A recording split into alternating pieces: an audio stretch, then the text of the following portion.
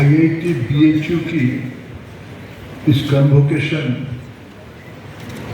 के अवसर पे मंच पे उपस्थित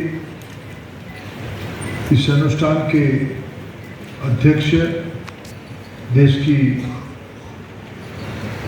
जाने माने वैज्ञानिक doctor Kota Harinarayan ji, IIT BHU के director professor Amit Patra ji, BHU के vice chancellor professor Sudhir Kumar Jain ji, मंच पे उपस्थित dean of academic affairs professor Shyam Bihari Dwivedi ji, institution के रजिस्ट्रार श्री रंजन श्रीवास्तव जी और यहाँ उपस्थित सभी देवियों और सज्जनों, प्राध्यापक प्राध्यापिका मित्रगण, अति आदर के छात्र छात्री भाई और बहनों और उनकी अभिभावक और अभिभाविका महानुभाव, पत्रकार मित्रगण, अन्य साथीगण, मैं इस पवित्र काशी, इस दिव्य भूमि में IIT BHU की 13वीं समारोह में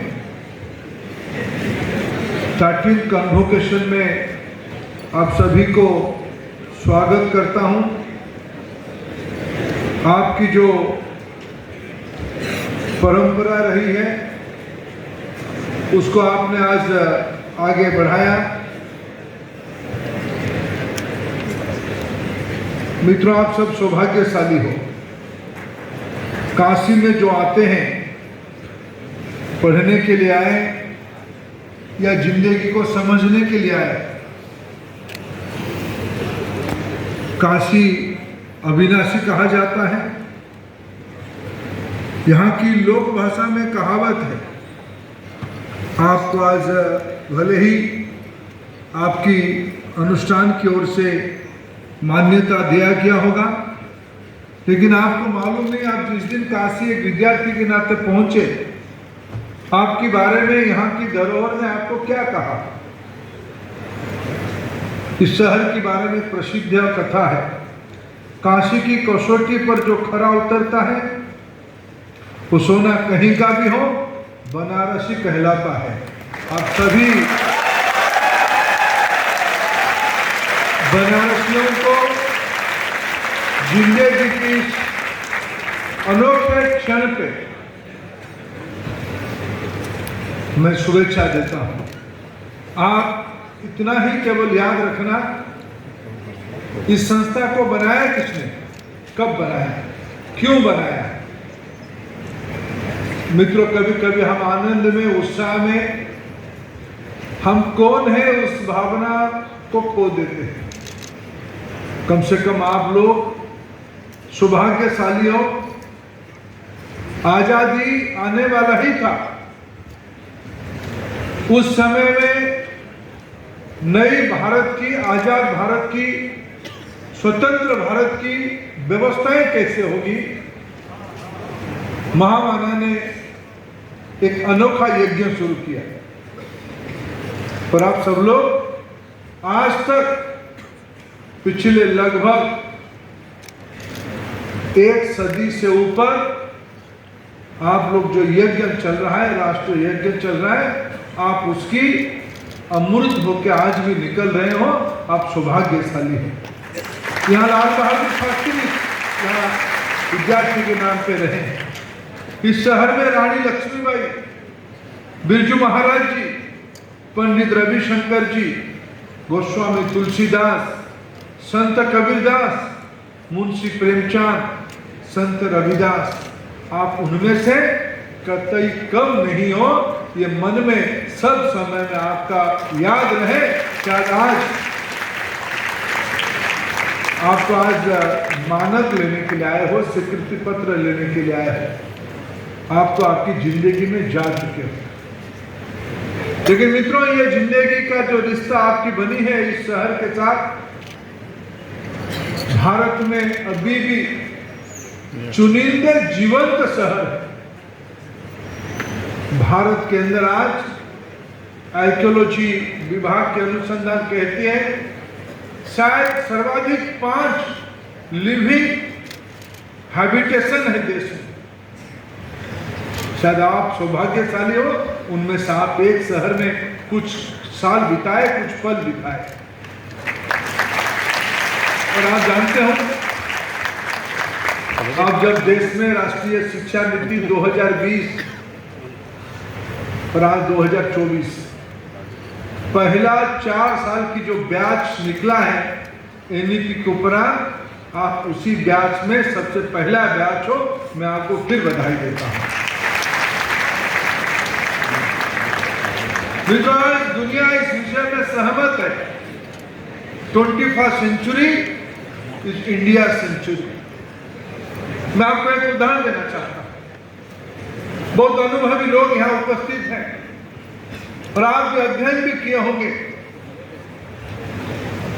मित्रों, जब पहला औद्योगिक क्रांति हुई थी तब भारत पराधीन था, भारत की कोई अस्तित्व नहीं था। इसका अर्थ नहीं कि हमारा कोई पहचान नहीं था। लेकिन जब औद्योगिक क्रांति अभी की समय को, अभी की पिछले 5 सदी को हम समीक्षा करते हैं, पहला औद्योगिक क्रांति के समय भारत का कोई पहचान नहीं था। दूसरे औद्योगिक क्रांति की क्षण में हम लोग मजदूर बने। तीसरे औद्योगिक क्रांति में हम लोग मुनीब बने, सुपरवाइजर बने। मित्रों, अभी चौथा औद्योगिक क्रांति में अवसर है दुनिया की लोक कल्याण की नेतृत्व करने का समय भारत के पास आई है और IIT BHU उसकी नेतृत्व करेगा। इस आशा से मैं आया हूं। आप आपकी उपलब्धि में एक एक निशान खड़ा किए। मैं धन्यवाद देता हूं डायरेक्टर महोदय को, इंस्टीट्यूशन की फैकल्टी मेंबर को। उन्होंने एक मिसाल प्रस्तुत किया। 3 पुराने विद्यार्थी जिन्होंने समाज जीवन में कीर्ति स्थापना कर दिए हैं, उनको भी आज बुला के सम्मानित किया। मित्रों, आज पेरेंट्स यहाँ उपस्थित होंगे। मेरे को कहा गया कि अपराह्न में भी बाकी लगभग 1900 से ज्यादा विद्यार्थियों को अपना उपलब्धि पत्र मानक दिया जाएगा। आज तो यहाँ जो मेडलियन है उनको आज एक सांकेतिक अवसर पर आज आयोजित किया गया और मेरे लिए तो बहुत सौभाग्य की बात है। BHU सदैव एक राष्ट्रीय अनुष्ठान रहा है और आज जो सबसे ज्यादा मेडल लेने वाला नायक मेरे गृह राज्य का है, ये मेरे लिए तो आज दोहरा खुशी है। बनारस को, काशी को अगर हम समीक्षा करते हैं, अभी माननीय प्रधानमंत्री जी ने भारत की 2 पुरातन भाषा को सांस्कृतिक भाषा, क्लासिकल लैंग्वेज की मान्यता दिया, पाली और प्राकृत। काशी तो संस्कृत की जननी केंद्र है, मातृ केंद्र है। तमिल का भी है। सुब्रमण्यम भारती तमिलनाडु से यही तो आए थे ज्ञान प्राप्ति करने के लिए।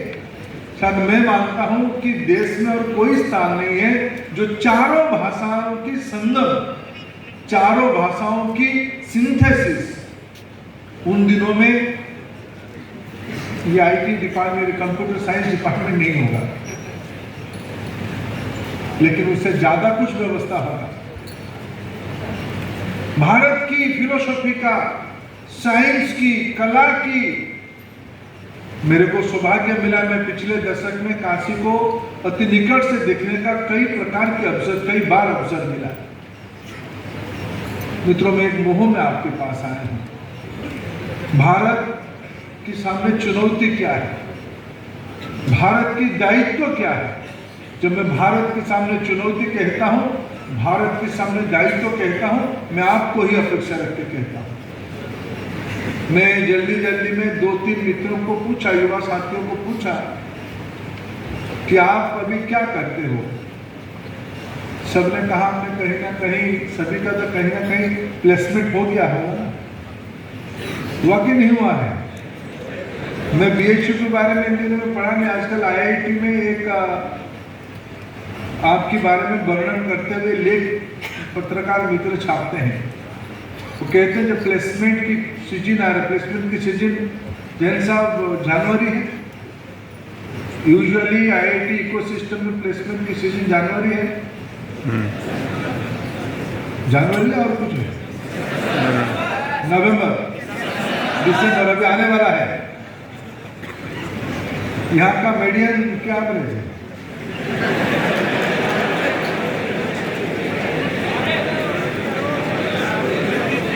23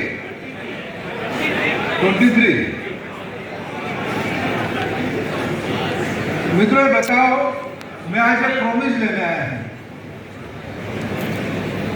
यह प्रॉमिस इस प्रकार के कभी काल को पूरा करना ऐसा जरूरी नहीं।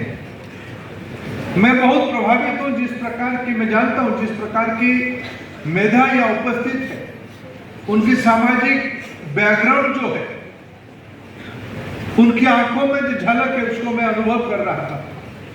मैं प्रॉमिस लेने आया हूं कि हम ये 23 कहा ना प्राध्यापक महोदय, 23, क्या हम ये 23 में संतुष्ट होंगे या 23 देने लायक बनेंगे, उसी में संतुष्ट होंगे। हम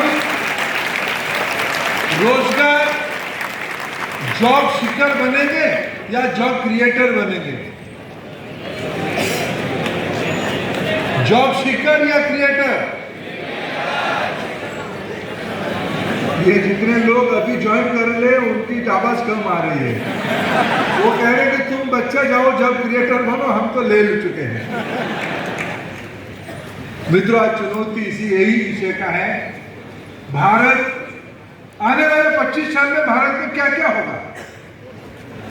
आने वाले 25 साल में भारत अमृतकाल में रहेगा। हम आजादी की 100 साल पूरा करेंगे। हम आजादी की 100 साल पूरा करेंगे और इस समय में भारत दुनिया की सबसे युवा देश भी रहेगा। हमारी आयु दुनिया की अन्य देशों की तुलना में हम युवा रहेंगे। आज हम दुनिया की 5 नंबर की इकोनॉमी है। आने वाले 25 साल के अंदर नियति ने हमारी भाग्य में लिखा है, हमारी कपाल में लिखा है, हम दुनिया की 1 नंबर इकोनॉमी होंगे। 1 नंबर इकोनॉमी।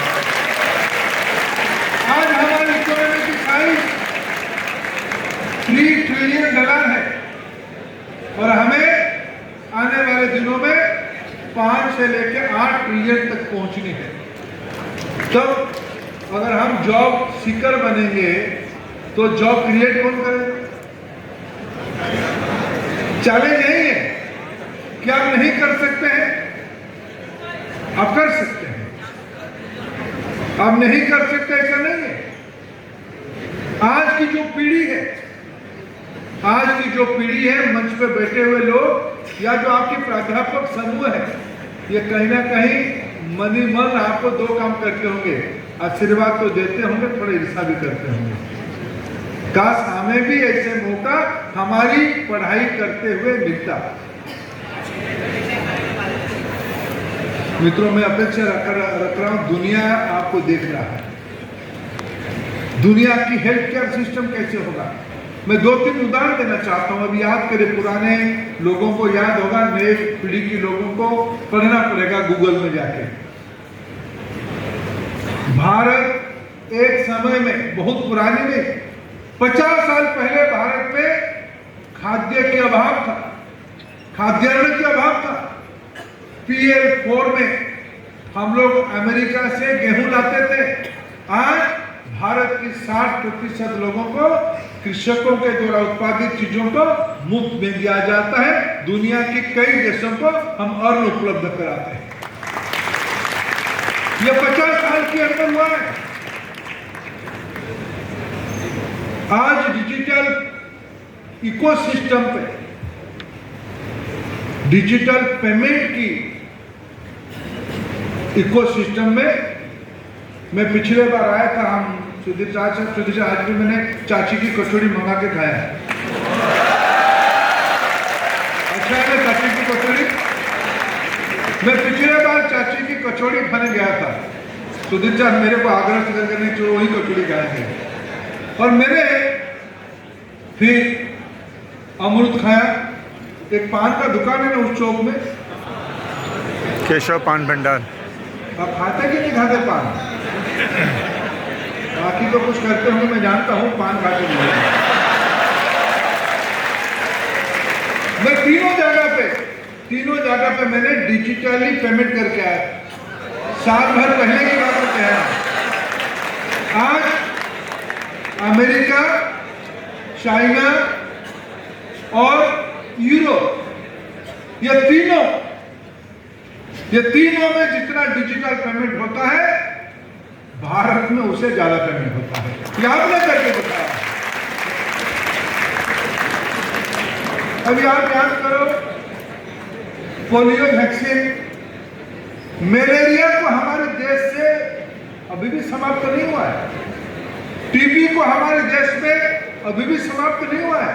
लेकिन टीबी, मलेरिया, पोलियो, इसकी वैक्सीन निकालने में, उसको टोटल कंट्रोल करने में हमारे देश में दशकों तक इंतजार करना पड़ा। हमारी पब्लिक हेल्थ की ऐसी स्थिति थी। आज अभी कोरोना की चपेट में विश्व आ गया था। भारत न केवल अपने देश में 225 करोड़ डोज लगाया, 100 से ज्यादा देशों को वैक्सीन की मैत्री पहुंचाई। ये आज नई भारत की स्थिति है। मित्रों, मैं और एक बात याद दिलाना चाहता हूं। हमने first world war, second world war और अनेक जियोपॉलिटिकल तनाव के बारे में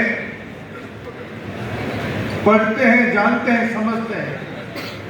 मित्रों, आज बताओ, देश में, विश्व में ऐसा कोई नेता है 1 महीने के अंदर मॉस्को भी जाए और यूक्रेन भी जाए? ये भारत की नेतृत्व की ताकत। मैं जब ये सारा वर्णन कर रहा हूं, मैं आज की स्थिति वर्णन कर रहा हूं। कल्पना करिए आने वाले 25 साल में जब हम दुनिया की सबसे पावरफुल इकोनॉमी होंगे। आज हम दुनिया में नंबर 3 एनर्जी कंज्यूमर है। अमेरिका और चाइना के बाद एब्सोल्यूट एनर्जी यूनिट में भारत ही कंज्यूमर है। लेकिन दूसरी ओर आरपी सिंह साहब बैठे हैं कह रहे हैं, मेरे सामने तुम पावर मेरे को पढ़ा रहे हो, मैं आपसे जो सीखा हूं उसको ही पढ़ा रहा हूं। एब्सोल्यूट नंबर में हम 3 नंबर के एनर्जी कंज्यूमर है, लेकिन पर कैपिटल एनर्जी कंजम्पशन पे हम दुनिया की जितने एनर्जी खपत होती है ग्लोबल एवरेज की 1/3 है। उसके अर्थ क्या होगा? उसके अर्थ आने वाले दिनों में हमारे एनर्जी कंजम्पशन बढ़ेगा। और प्रधानमंत्री नरेंद्र मोदी जी ने कहा है 2070 तक नेट जीरो होगा। 2070 की नेट जीरो की पाथवे कहां से निकलेगा? इस अविनाशी काशी से ही निकलेगा, IIT BHU से ही निकलेगा। सस्टेनेबल एनर्जी की कल्पना आप ही से होगी। मित्रों, दुनिया आज हमसे अपेक्षा कर रहा है। दुनिया new energy, renewable energy, sustainable energy, इसकी अपेक्षा भारत से ही है। ये सारे काम यूजुअली साधारणतः एक सामान्य यूनिवर्सिटी से बाहर आके एक टेक्नोलॉजिकल यूनिवर्सिटी ही कर सकता है। और भारत में IITs, भारत की IITs दुनिया की एक ग्लोबल ब्रांड बन चुके हैं। आप उस ग्लोबल ब्रांड के आज स्टेक होल्डर भी हो चुके हैं। ये जिम्मेवारी आपके ऊपर है, ये अपेक्षा मेरा आपसे ऊपर है। जाने वाले 25 साल में जो ग्लोबल ऑर्डर निकले, हमें ग्लोबल सिटीजन आप काशी, मैं तो कभी कभी सोचता हूँ आप अत्यंत सौभाग्यशाली व्यक्ति हैं। महामाना का बनाए हुई इस यज्ञ वेदिका में BHU है, BHU एम्स है, IIT BHU है। ये तीन एक प्रकार से अलग अलग यूनिवर्सिटी, यही तो NEP की रिकमेंडेड मल्टीवर्सिटी है, सबकी मैंडेट अलग अलग है। कुल मिलाकर 25-30 हजार विद्यार्थियां होंगे, 2-4 हजार फैकल्टी होंगे। आज हमारी अपेक्षा है, हमारी एम्बिशन है 50 रिसर्च पार्क देश में बनाने के लिए। आज जो शुभ अवसर आपने हमें दिया है, IIT BHU का सेंटिनरी रिसर्च पार्क का भी आज शिलान्यास रखा जा रहा है। जो दुनिया में फंड के अभाव नहीं है, दुनिया आपकी इंटेलेक्चुअल कैपेसिटी को मानता है, लोहा मानता है। आज आवश्यकता है एक नई द्रोणाचार्यों की, नई कृपाचार्यों की, नई भीष्म पितामह की, नई पीढ़ी की भीम, अर्जुन, युधिष्ठिर, ये सबको बनाने की आवश्यकता है। मैं मानता हूं दुनिया के अंदर काशी सर्वोत्तम स्थान है जो विश्व की आवश्यकता को पूरा करे। आज आपकी इस कन्वोकेशन में मैं देश की ओर से इस अपेक्षा के साथ आपके सामने खड़ा हूं। ये आपके लिए आज एक डिग्री नहीं है, ये गोल्ड मेडल नहीं है, एक अच्छे कैरियर की मीडियम इनकम 23, 25, 40 लाख और साल 2 साल में 2-4 करोड़ की पैकेज तक आप सीमित मत रहिए। दुनिया आपसे अपेक्षा रखना है विश्व समस्या की समाधान की कुंजी इस अविनाशी की पवित्र भूमि में आपको जो संस्कार दिया जाएगा। और आप जानते हो आपकी संस्था की नाम क्या है?